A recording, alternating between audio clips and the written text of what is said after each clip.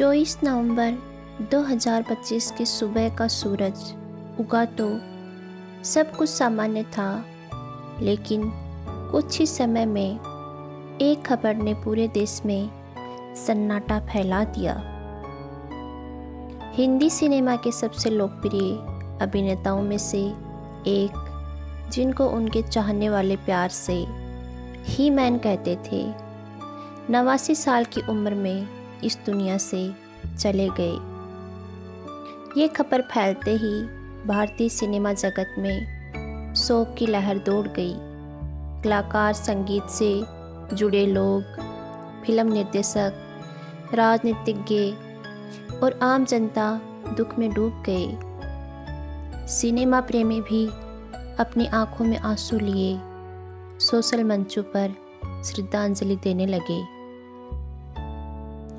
उनका नाम भारतीय सिनेमा इतिहास में सबसे आदरणीय और शक्तिशाली अभिनेताओं की सूची में शुमार है। फिल्म जगत के लिए यह एक बड़ी क्षति थी। यह कहना सही होगा कि उनके निधन के साथ एक बड़े दौर का अंत हुआ। निधन से पहले 31 अक्टूबर 2025 को उन्हें मुंबई के अस्पताल में भर्ती करवाया गया था। जब उन्हें सांस लेने में कठिनाई का अनुभव हुआ, अस्पताल के डॉक्टरों की निगरानी में उनका इलाज हुआ। इसके बाद 12 नवंबर 2025 को अस्पताल की तरफ से ये सूचना दी गई कि उनकी हालत स्थिर है और उन्हें घर पर इलाज जारी रखने के लिए छुट्टी दे दी गई। परिवार ने भी मीडिया से अनुरोध किया कि किसी तरह की अपुष्ट बातें या अफवाहें न फैलाई जाएं और उनकी निजी जिंदगी का सम्मान किया जाए।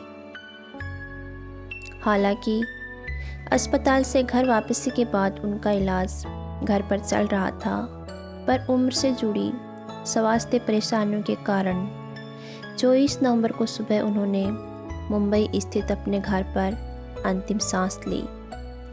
उनका देह छोड़ जाना एक धीरे धीरे बढ़ने वाली स्वास्थ्य कठिनाई का परिणाम बताया गया।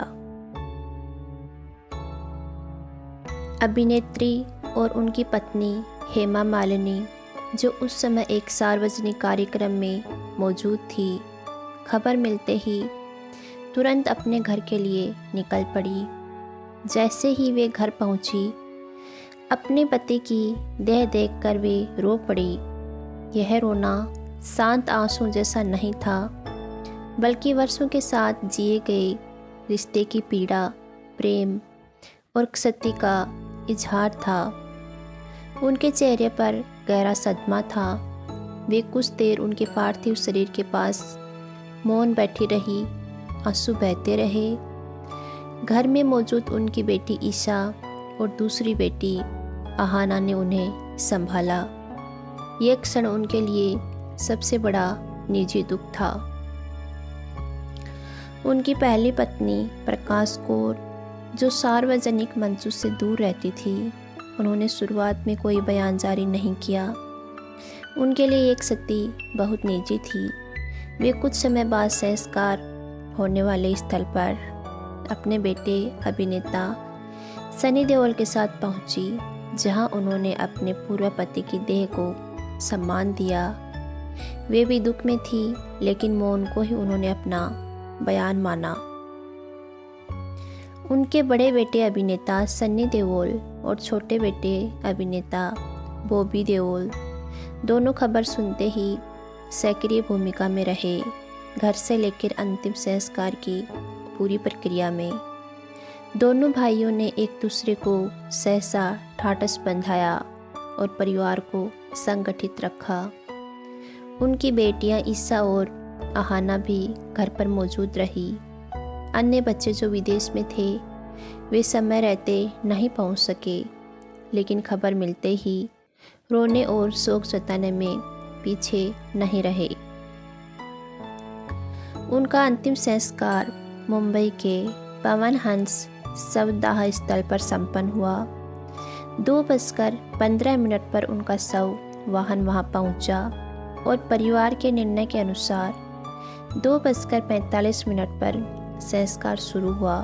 लगभग 6 से 7 मिनट तक पूरी प्रक्रिया एक गहरे गम और सम्मान के माहौल में चली।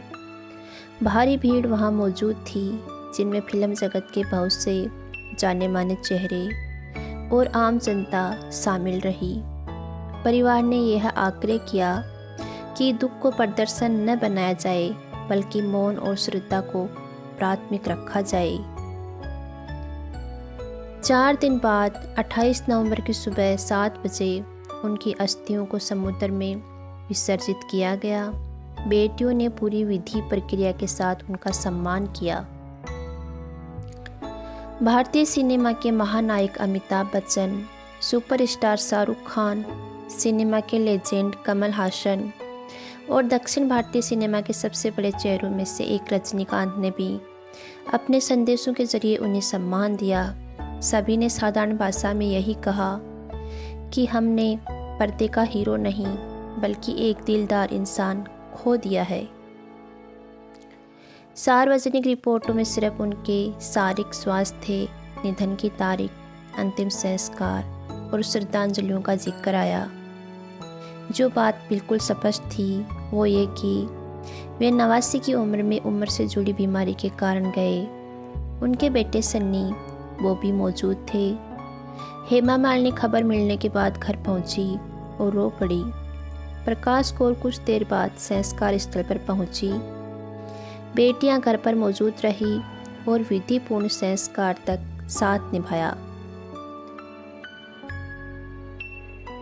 बाकी परिवार के निजी मनोभाव और आपसी संवाद सार्वजनिक मंच तक नहीं आए। परिवार ने स्वयं इसे निजी रखना चाहा। उनके निधन से पूरे देश में शोक फैल गया। सिनेमाई परिवार ने उन्हें विदाई देते हुए कहा, उनके जैसे कलाकार सदियों में एक बार आते हैं और जब जाते हैं तो अपने साथ पूरा दौर ले जाते हैं, लेकिन उनकी बनाई हुई फिल्में, उनकी मुस्कान और उनकी अदाकारी हमेशा लोगों के दिल में बसेगी।